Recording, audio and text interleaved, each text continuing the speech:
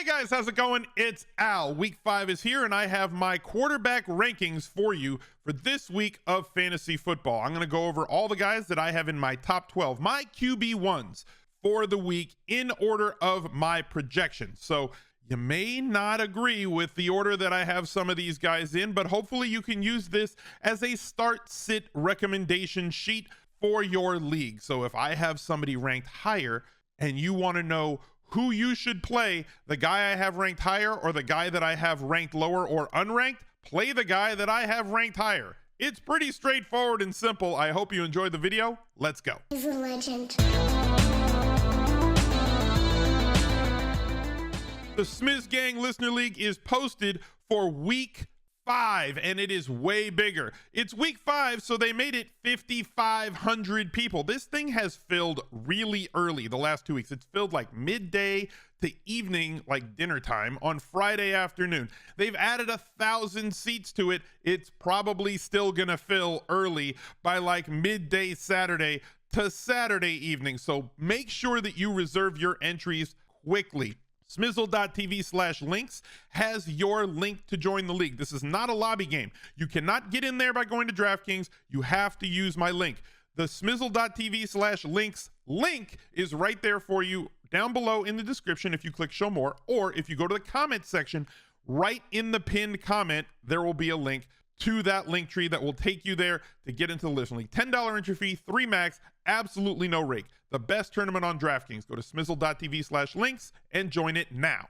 The number 1 quarterback on the week is pretty much going to be the same guy who's been the number 1 quarterback every single week, and that's Josh Allen. He presents the highest floor ceiling combination of any quarterback that exists in fantasy football today. 3 games of over 30 fantasy points, with his floor game being 24.52. Just a tremendous ability at quarterback, and in an offense that throws the ball pass over expectation more than any other team in the league. This is a pass first offense. They do not have any pounding running backs that they can just give the rock to and hand it off 30 times a game. That's not the way that they play. I know that they are massive favorites this week, favored by 14 points over the Steelers. They will have the highest team total on the slate, and there is very little chance that this game shoots out, obviously because of who the Steelers have at quarterback. But if this team scores 35 points, a lot of it is going to be on the arm and legs of Josh Allen. Start with confidence. Right behind him, Jalen Hurts, the second best floor ceiling combination guy that we have in the league. Now, they were hampered by a rain situation last week. Will not be the case as they travel to Arizona this week. 16.96 points for him last week, following 3 straight games where he was tremendous. 27.3 fantasy points per game so far this season. Jalen Hurts travels to Arizona and faces off against a defense that is probably not capable of stopping him, because they haven't really been capable of stopping just about anybody. Better passing expectation for him in terms of fantasy point expectation through the air, and he always brings the really high floor with how much he's running the ball. 16 rush attempts in week 4, 9 in week 3, 11 in week 2, 17 in week 1. If he runs the ball, my expectation for him to run the ball was like 8 or 9 times a game. But if he averages like 12 to 13 times a game, I think if in Lamar Jackson's year where he ran it more than any other running back ever, he averaged like 11.8 rushes per game. Don't quote me. Don't fact check me. It was around that level. So like Jalen Hurts running more times per game than Lamar Jackson ran per game in the year that he won the MVP and set all the rushing records at quarterback. Jalen Hurts is just a monster for fantasy, and if you drafted him, you are reaping the benefits. Lamar Jackson, speaking of Lamar Jackson, is right behind him. You get a little bit of a respite here because he's on the Sunday night game, right? So you can see how everything went, and you still hold those player minutes remaining behind you. Lamar Jackson has more rushing yards than like 4 first-round running backs, like 6 first and second-round running backs based on ADP, and he leads the league in passing touchdowns. An absolute tremendous fantasy player, and in a game against the Bengals where they're favored by 3 and the total's 48. So possible shootout situation here with Cincinnati traveling to Baltimore. Yes, J.K. Dobbins is back. Yes, they are increasing his role every single week as he gets more and more up to full game speed and readiness. They're playing him back into shape, but this is a team that is passing the ball over expectation also, and Lamar Jackson has been up to the task. Patrick Mahomes, another fantasy monster, and now you get the Monday night game. So all the PMR that you would have if you had Lamar Jackson sitting around, you now have with Patrick Mahomes. The Raiders have been very exploitable. The Chiefs do not have it's same situation, right, as the Bills. The Bills and the Chiefs are throwing the ball the most over expected rates based on the average of the league than any other teams out there. And if you have Patrick Mahomes, that's exactly what you want, right? You're looking for the guy who's going to throw it pretty much all the time. You don't want them running the ball. And with guys like Clyde Edwards-Helaire and Jerick McKinnon, Isaiah Pacheco looks like a pretty good running, but he hasn't totally figured it out. And they're not running him as the lead guy. They don't have a hang your hat RB1 to literally just hand the ball off to 25, 30 times. So in the games that they project to score a lot of points, and in this game they project for like 28, 29 points on implied team total, Patrick Mahomes is going to eat through feeding the ball to this entire bevy of pass catchers that he has at his disposal. First and foremost, it goes through Travis Kelce, but after that, you're getting touchdowns to Fortson, Noah Gray, Juju Smith-Schuster's in the mix. Valdez-Scantling's going to get behind a defense here or there.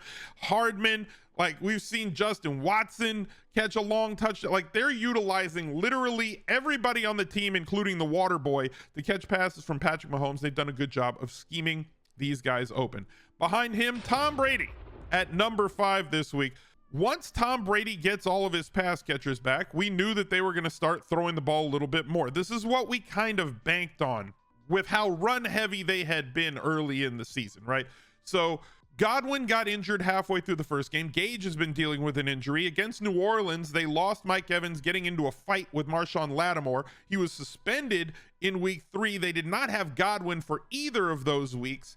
And though they threw the ball a lot, the efficiency rate went way down. The separation ability of those pass catchers went way down. No Gronkowski at tight end, going down to somebody like Cam Brate or Kyle Rudolph has really kind of changed things. And when those are your best pass catchers, in the absence of Godwin, in the absence of Evans, it makes things not as good for somebody like Tom Brady. Now, Tom Brady in the last couple of years with New England, there was conversations going around and a lot of column inches were written about how Tom Brady just doesn't have it anymore. It's not about Tom Brady not having it. His head is fine. His body is in great shape, but he needs wide receivers to elevate him as he is no longer that elevator of talent on the outside. It needs to be a symbiotic relationship. And when he loses those all pro caliber wide receivers, he does not pass the ball as well. We saw him go nuts against Kansas City in a game that they were trailing for the majority of the game, threw the ball 52 times, completed 75% of his passes for 3 touchdowns and 385 yards. Now they square off against Atlanta, a team that they can definitely exploit. They have one of the higher team totals on the entire weekend. It's about 28.5 and an implied team total. That's 4 touchdowns expected. And while 1 or 2 of those may come on the ground, whether it's to Leonard Fournette, we saw Rashad Watt play 40% of the rushes in an attempt to dial back from Fournette playing like 95% and handling 100% of the running back snaps and touches. They're both very good in the passing game as well. Tom Brady could have another monstrous game, though this one playing from ahead on expectations. They are 8-point favorites in this game. Another spot where we could see 2 to 3 touchdown passes and 300 yards now that he has a full complement of pass catchers around him. Joe Burrow going up against Lamar Jackson. As I said before, this is another type of shootout possibility, and that's what you want, right? You want the back and forth as much as you can possibly get. Burrow on his own is going to do fine. My issue with Burrow and what keeps him out of the top 5 is the Bengals want to establish the hell out of Joe Mixon, one of the league leaders in terms of touches right now and opportunities at the running back position. He has a boatload of inside the 5 carries that he has not converted at his historic rate of 50%. They want to establish the hell out of the run.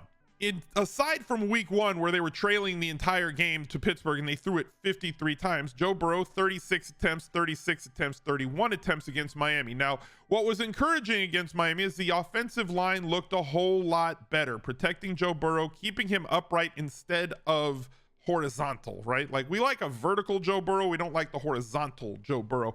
And with that revamped offensive line, sometimes it takes a few weeks for them to really gel and get their communication on point. I'm hoping that Miami game where they won 27-15 provides us with that point where we can say this was when they got it all together, because Miami is a very solid defense, capable of putting a lot of pressure on opposing passers, and they kept him clean for 287 yards, 2 touchdowns, no interceptions. Joe Burrow, with time, with the weapons that he has in Jamar Chase, T. Higgins, Tyler Boyd, and even Double H, Hayden Hurst, means that Joe Burrow should feast more often than not. The 300-yard days are coming. The 3 touchdown days are coming. I am buying Joe Burrow. If you find somebody in your league who is selling him after the slow-ish start, 5 touchdowns the last 2 weeks, signs that things are turning, I would buy Joe Burrow right now, as he could have one of those blistering next month of action. That's what I'm kind of banking on here. We are charging through this fundraiser for No Kid Hungry, thanks to all of the contributions from the Smiz gang. That means you. Every single dollar helps, and we've had contributions as small as $1 up to $5,000. Whatever you can muster up to give goes a long way. We are shooting for $50,000 raised for No Kid Hungry, and every $10,000 our community raises, I will be matching $10,000 myself to give us a total together of $100,000 raised for food insecure kids all across the United States. Every donation you make is 100% tax deductible. All the donations go through smizzle.tv/charity, which is run by Tiltify, who will send you all of the tax documentation that you need, as every single dollar you donate is 100% tax deductible. So please give today and be a part of something bigger than yourself. Behind him, Justin Herbert. He has performed extremely well considering the injury that he has been dealing with the broken rib cartilage. It just doesn't sound comfortable. I don't want that at all. We're going to see him take a leap forward here. He has had over 23 fantasy points in 3 of the 4 games this year. The only game where he didn't was against Jacksonville. The first game back from that, dealing with, not coming back from, because he didn't miss any games, dealing with the rib injury, where he threw for 297 and 1 touchdown and 1 interception. Last week, though, against Houston, playing from in front, 340 yards, 2 touchdowns, 24.1 DraftKings points. Now they face Cleveland in Cleveland. I think that Cleveland's defense is somewhat solid, but they are not a blitzing team. They do a good job of getting pressure against opposing passers with their front 4. As long as Myles Garrett is healthy, coming back from the car crash that he had last week, he missed week 4's game. If he's back for this game, with the injury problems that the Chargers are facing along the offensive line, that's kind of what holds Herbert down here at 7 for me. But if he gets Keenan Allen back and has a very healthy Austin Eckler, who's not playing over 60% of the snaps, but is on pace to break Christian McCaffrey's reception record at running back on even less snaps, you would assume that as the season goes along, they're going to play Austin Eckler above his 60% of snaps. They're kind of trying to keep him healthier than they have kept him in previous years. Justin Herbert will have his full cadre of wide receivers. His tight end Everett has been doing very well. Mike Williams, though not a separator downfield, has put up some really big games in the absence of Keenan Allen. Once Herbert gets all of his weapons back, and hopefully that starts this week, he might ascend and beat this number 7 spot. Kirk Cousins, I have right behind him, squaring off against Chicago and at home. 6 touchdowns through 4 games, coming back from London, where he has not posted a 20-point game yet, but Chicago has been a very giving defense, and Justin Jefferson has been really solid. Thielen kind of waking up in this spot last week. I think that this offense really starts to click moving forward. 28 real life points each of the last 2 games. That should be about where they live. And with most of those touchdowns coming through the air, like we had a rushing touchdown for Justin Jefferson last week. We had a Madison, like it's just, their offense has not hit the way that we think that their offense should hit, but 273 pass yards in week 4, 260 in week 3, 277 in week 1. I believe that some 300-yard days are coming as he starts connecting on more long passes, as this offense starts to flex its muscles moving forward. At 9, I have Kyler Murray. The show continues. The angry toddler keeps running around the field, but not as much as we would want him to. Murray should project as a top 4, maybe a top 5 quarterback if his rushing ability is unlocked. Last week, he ran it 12 times against Carolina, but ran for only 26 yards. He did happen to find the end zone, ran for a touchdown, threw for 2. but he has been very inconsistent so far this year. Now, this game against Philadelphia extremely strong on the outside with their cornerbacks, with Slay and Bradbury. They're a little bit squishier in the middle of the field. Zach Ertz has been manning that role. Dortch has been manning that role. He's got some very smallish wide receivers, but they will move them around and try and get the ball in their hands as much as possible. We could see elevated pass attempts from Kyler Murray this week. One, because they should be in more pass heavy situations against Philadelphia's defense, which, Philadelphia a favorite in this game, and teams that play from behind tend to pass the ball or drop back to pass on over 70% of offensive plays. At number 10, Trevor Lawrence finds his way into the QB1 discussion this week. He has not been bad this year. The maturation of Trevor Lawrence has been on display. The game log watchers are going to look back at that game against Philly and say, well, how mature is he? Only completed like 47% of passes against the Eagles defense. One, the Eagles defense is really good. Two, it was like a monsoon the entire day. So that looks to me to be the outlier game that you're going to have to throw out, right? It's the Russian judge of games in his box scores. You throw out the highest score, you throw out the lowest score, and you kind of find the middle. And this offense, Zay Jones right now running as like the third best wide receiver in the league in terms of percent of the time that he is open in terms of that metric. Christian Kirk has been very, very good. I like the way that they're deploying Evan Engram. And now they have a matchup against Houston that does look like a get well spot for this Jacksonville Jaguars offense. 21 points against Philly is no joke. 38 points against the Chargers the week before, completing a very high percentage of his passes in their 2 wins. 71.8% against the Chargers, 83% against Indy in week 2. They're going to be up and down. They're going to struggle some weeks because of how young their quarterback is, but he is on a very good trajectory. And I think that this is going to be a really solid week for Trevor Lawrence and this Jacksonville Jaguars offense against a Houston team that is not going to be able to stop what any solid offense brings against it. At number 11, I have Matthew Stafford. Now, I have my reservations with this one, but it's hard to keep Stafford off the list, right? The Rams offense still has some very viable pieces in it. One being Cooper Kupp. Two being the fact that they don't really run the ball very well because of the same problem. Matthew Stafford's offensive line has been an absolute sieve. They're allowing 4 sacks per game on average through the first 4 weeks of the season. That's clearly affecting this Rams offense. Allen Robinson and Matthew Stafford not on the same page. They basically have Robinson running a lot of routes but not getting targeted until they get near the goal line, and they just throw him like jump balls in the end zone. He's racking up end zone targets. The thing is, one of these weeks that's going to work where he's going to have 2 touchdown catches.